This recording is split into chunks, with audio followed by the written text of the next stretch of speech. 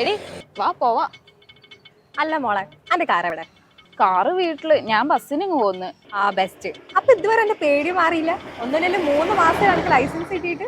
പേടിയൊന്നുമില്ല, എന്നാലും ചെറിയൊരു ഭയം. അടിപൊളി. നീ ഇങ്ങോട്ട് വാ. വാ വാ, നമുക്ക് നടന്ന് പോവാ. ഈ എന്നാലേ നേരെ ഹലോ ഡ്രൈവേഴ്സിട്ട് വിട്ടോ.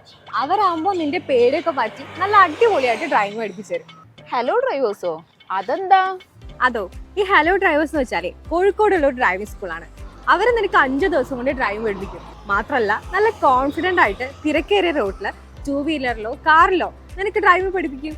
5 ദിവസം കൊണ്ടോ? ആ പിന്നല്ലാണ്ട്.